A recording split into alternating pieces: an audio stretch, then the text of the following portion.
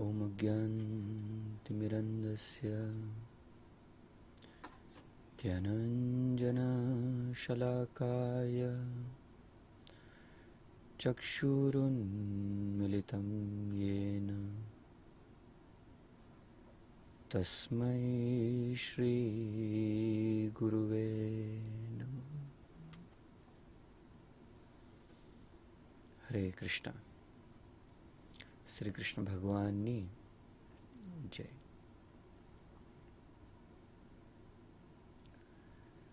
શ્રી કૃષ્ણ ભગવાન 5000 વર્ષ પૂર્વે અવતરિત થયા હતા અને આશ્ચર્ય સાથે ભગવાને એમનો જન્મ જેલની અંદર લીધો. સાધારણ રૂપે કોઈ પણ વ્યક્તિ જે સારા સંસ્કારી ઘરમાંથી આવ્યો હોય એને જેલમાં જવાની કોઈ રીતે ઈચ્છા દર્શાવે નહીં, પણ વિપરીત ભગવાન પોતાની ઈચ્છાથી જેલની અંદર જન્મ લે છે. આશ્ચર્ય. ભગવાન પોતાની લીલા આ રીતે શરૂઆત કરે છે કે એકવાર કંસ પોતાની બહેન દેવકી અને વસુદેવના લગ્ન ધૂમધામથી કરે છે અને એ જ અસુર કંસ એની પ્રિય બહેનને વળાવવા એના ઘર સુધી જાય છે. એક સાધારણ પદવી લઈને, એક રથ હાંકનારાની પદવી લઈને એ દેવકી અને વસુદેવને લઈ જાય છે. કેટલું સુંદર વાતાવરણ છે. લોકો લગ્નના ગીતો ગાય છે, સુંદર સુશોભિત કપડાં વસ્ત્ર પહેર્યા છે, રથ ચાલે છે, ભાઈ રથ હાંકે છે. એટલું પ્રેમભર્યું વાતાવરણ છે. લોકોને લાગે છે કે કંસનો એની બહેન પ્રત્યે કેટલો તીવ્ર અતિ પ્રેમ છે. અને ત્યાં જ આકાશવાણી થાય છે. શું આકાશવાણી થાય છે? હે મૂરખ કંસ, જે બહેનને તું વળાવવા લઈ જાય છે એનો 8મો પુત્ર તારો વધ કરશે. અને આ સાંભળતાની સાથે જ જે ભાઈ પોતાની બહેનને પ્રેમથી વિદાય આપતો હતો, ઘણીવાર આપણે લગ્નના મંડપમાં જોઈએ એકદમ કરુણ વાતાવરણ હોય જ્યારે બહેન કે દીકરીને આપણે એની ઘરે મોકલતા હોય, ઘણા બધા ગીતો વાગતા હોય, બાબુલ કી દુઆ તું લેતી જા વગેરે વગેરે. એવું જ વાતાવરણ હતું ત્યાં પણ. અને જેવી રીતે કંસ આ આકાશવાણી સાંભળે છે, કંસ શું કરે છે? રથની દોરી બાજુ પર રાખે છે, એક હાથથી તલવાર બહાર કાઢે છે અને બીજા હાથથી દેવકીના કેશ પકડે છે અને તલવારનો હાથ ઉગામે છે દેવકીનો વધ કરવા. આ ભૌતિક પ્રેમ છે. એક બાજુ કંસ છે એકદમ પ્રેમી ભાઈના રૂપે વળાવે છે અને બીજી ક્ષણે છે કંસ એનો વધ કરવા માટે તૈયાર થાય છે. આ ભૌતિક જગતનો પ્રેમ છે. અને આપણે ઘણીવાર આ પ્રકારનું વર્તન ભૌતિક જગતમાં જોઈએ છે. લવ મેરેજ કોઈ કરે છે, 1-2 વર્ષ પછી એ લોકો એટલી હદે આવી જાય છે, ડાયવોર્સ કરે છે, કોર્ટમાં જાય છે વગેરે. આ ભૌતિક પ્રેમ છે. જ્યાં કૃષ્ણ નથી ત્યાં આ પ્રકારનું અસુરિક વર્તન નિશ્ચિત રૂપે હોય છે. જ્યાં કૃષ્ણ છે ત્યાં પ્રેમમય વાતાવરણ હોય છે. કોઈ બી રીતે વસુદેવ દેવકીને બચાવે છે, પણ આપણે સૌ જાણીએ છીએ કે કંસ દેવકી વસુદેવને કારાગારમાં બંદી બનાવીને રાખે છે. દેવકી કારાગારમાં 6 પુત્રોને જન્મ આપે છે અને દરેકે દરેક પુત્રને કંસ મામા એને મારી નાખે છે. એની બહેનની સામે મર્ડર. કેટલી દુઃખભરી વાત છે દેવકી માટે. 8 પુત્રોની હત્યા પોતાની આંખની સામે, અને અબળા દેવકી કાંઈ કરી નથી શકતી. 7મા પુત્રના રૂપે બલરામજી જન્મ લે છે, કૃષ્ણના મોટા ભાઈ. અને ભગવાનની ઈચ્છાથી બલરામજી દેવકીની ગર્ભથી રોહિણીની ગર્ભની અંદર જાય છે વૃંદાવનમાં. અને પછી શ્રી કૃષ્ણ ભગવાન પૂર્ણ પુરુષોત્તમ ભગવાન સ્વયં દેવકીની ગર્ભમાં વાસ કરે છે. ભગવાનની ના દરેકે દરેક કાર્ય દિવ્ય હોય છે. આપણે આ સંસારમાં આવે છે તો એક સ્ત્રી અને પુરુષ સાથે આવે છે, તત્પશ્ચાત આપણો જન્મ થાય છે. ભગવાન માટે એવી કોઈ ક્રિયાની આવશ્યકતા નથી. ભગવાન સૌપ્રથમ વસુદેવના મનમાં પ્રકટ થાય છે. વસુદેવના મનથી દેવકીના મનમાં પ્રકટ થાય છે. દેવકીના મનથી દેવકીની ગર્ભમાં પ્રકટ થાય છે. દેવકી પ્રકાશમાન થઈ જાય છે. જ્યોતિ પ્રકટ થાય છે દેવકીના ગર્ભમાંથી. ભગવાન એક ઘરેણા રૂપે દેવકીના ગર્ભની અંદર છે. જેવી રીતે એકમનો ચંદ્ર પૂનમનો ચંદ્ર થાય, એવી જ રીતે દેવકીનો ગર્ભ જે છે એ ધીરે ધીરે વધતો થાય.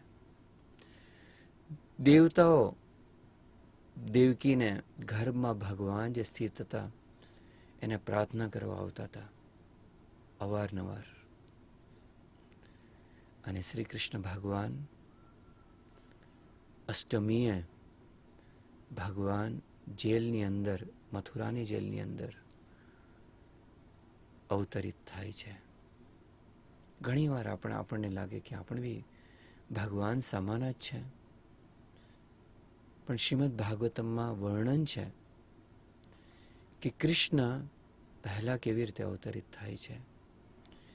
કૃષ્ણ ચતુર્ભુજ રૂપમાં દેવકી વસુદેવની સામે પ્રકટ થાય છે. એમના હાથમાં શંખ, ચક્ર, ગદા, પદ્મ છે. એમના લાંબા વાળ છે. શરીરમાં આખા શરીરે ઘરેણા ઘરેણા છે. ગળામાં કૌસ્તુભ મણિ છે. મુકુટ સાથે ભગવાન અવતરિત થાય છે. આપણામાંથી કોઈ એવી રીતે અવતરિત થયા છે ખરા? નહીં. ભગવાન છે, પ્રકટ થાય છે. ભગવાન સુંદર રૂપે પ્રકટ થાય છે. સુંદર વર્ણને લઈને વરસાદના મેઘ વાદળ સમાન, કમલના પાંખુડી સમાન શ્રી કૃષ્ણ ભગવાનની આંખો હતી.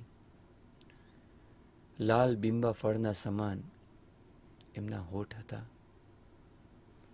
અને સુંદર મુસ્કાન સાથે દેવકી અને વસુદેવની સામે શ્રી કૃષ્ણ ભગવાન પ્રકટ થાય છે.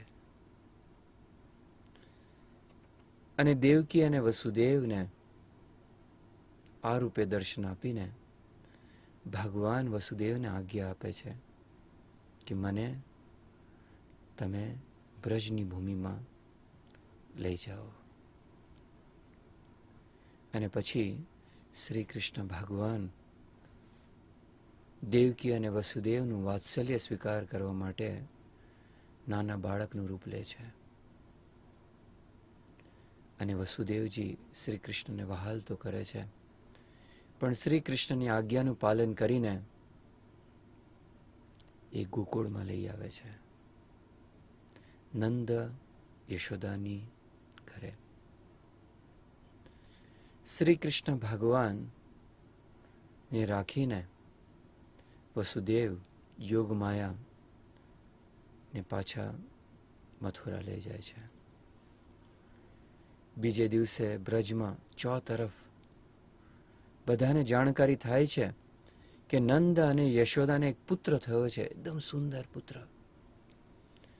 અને કે દરેકે દરેક ગોકુળવાસી મોટા ઉમળકાથી, ઉત્સાહથી નંદ મહારાજને બધાઈ દેવા માટે આવતા હતા કે નંદ મહારાજ બધાઈ છે, તમને બધાઈ છે, તમને પુત્ર થઈ ગયો. યશોદા મૈયાને બધાઈ આપવા માટે આનંદભેર લોકો આવતા હતા, અલગ અલગ પ્રકારની ભેટ લઈને આવતા હતા કૃષ્ણ માટે આપવા માટે. દરેકે દરેક લોકો પ્રફુલ્લિત છે, પ્રસન્ન છે. બ્રજમાં ગોકુળમાં તહેવાર જ તહેવાર છે. શ્રી કૃષ્ણ ભગવાનના જન્મ સાથે ગોકુળમાં આનંદ જ આનંદ થઈ ગયો, ચોતરફ આનંદ થઈ ગયો. શ્રી કૃષ્ણ ભગવાનનો નંદ અને યશોદા અભિષેક કરે છે. અને બ્રજની સ્ત્રીઓ ઘણી મોંઘી સાડી પહેરીને આ ઉત્સવમાં આવતી હતી. બ્રજના જે પુરુષો બી હતા એ બી સુંદર પોશાક સાથે નંદ મહારાજને ઘેર આવતા હતા. નંદ મહારાજનું ઘર કોઈ ઝૂંપડું નહોતું, એક મહેલ હતું. કોઈ પ્રશ્ન પૂછી શકે કે નંદ મહારાજ પાસે મહેલ કેવી આવે શકે, અથવા સ્ત્રીઓ પાસે આટલા સુંદર ઘરેણાં કે વસ્ત્રો કેવી રીતે આવી શકે? એ તો એક ગામ હતું. પણ કેવલ જ્યાં ભગવાન છે ત્યાં ઐશ્વર્ય આસાનીથી આવી જાય છે. જ્યારે આ ગોપીઓ અને ગોપાઓ એટલા પ્રફુલ્લિત થઈ જાય છે તો એ માખણ લઈને એકબીજાની ઉપર નાખે છે. માખણ, દૂધ, ઘી, ઘણું બધું માખણ અને ઘી એકબીજાની ઉપર નાખે છે.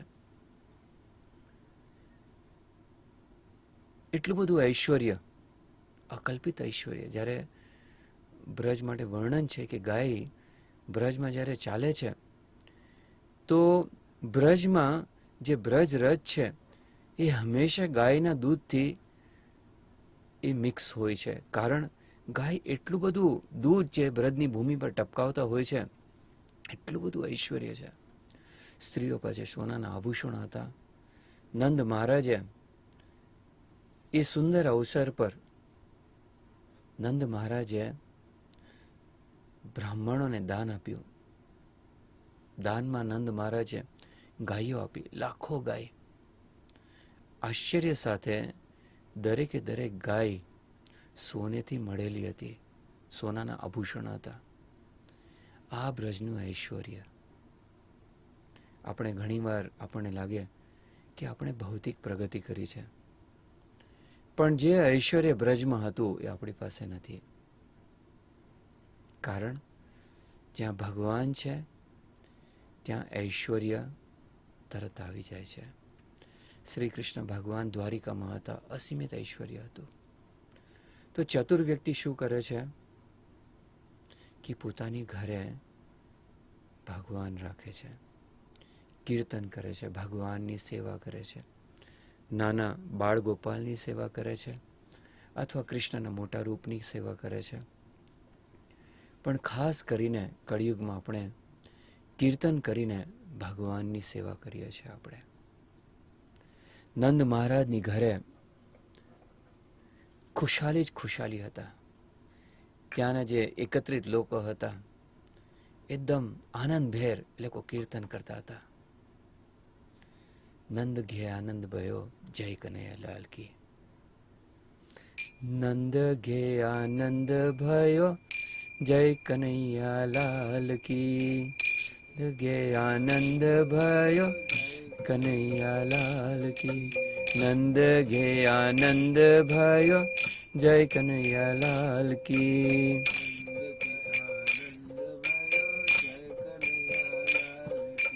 जवानों को हाथी बूढ़ा, घोड़ा बूढ़ो को पालकी.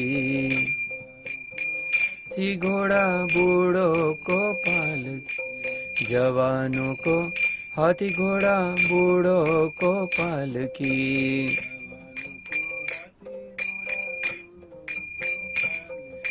नंद गे आनंद भयो, जय कन्हैया लाल की.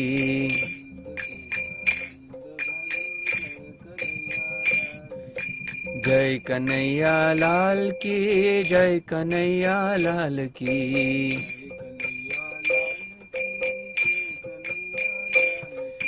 नंद घे आनंद भयो, जय कन्हैया लाल की.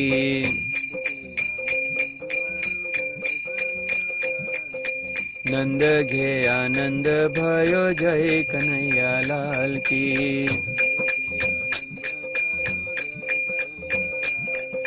नंद घे आनंद भयो, जय कन्हैया लाल की.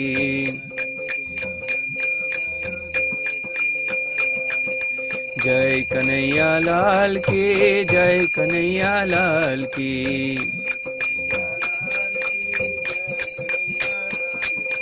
जय कन्हैया लाल की, जय कन्हैया लाल की.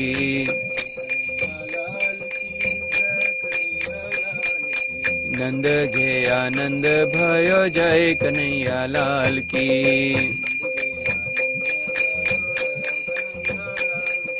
नंद घे आनंद भयो, जय कन्हैया लाल की.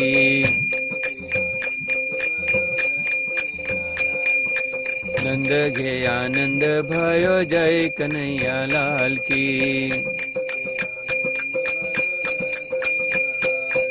हरे कृष्णा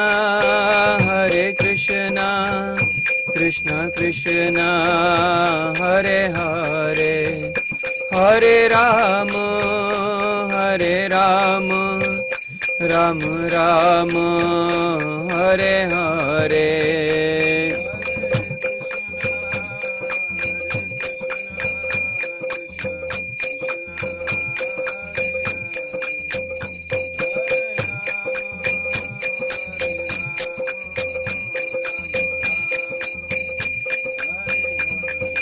हरे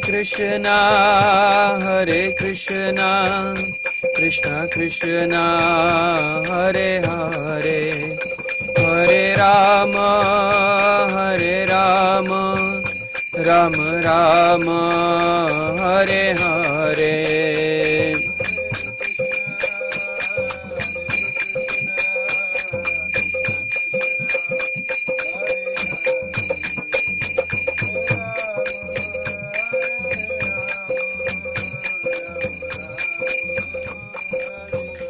जय श्री कृष्ण कन्हैया लाल की जय. श्री कृष्ण जन्म की जय.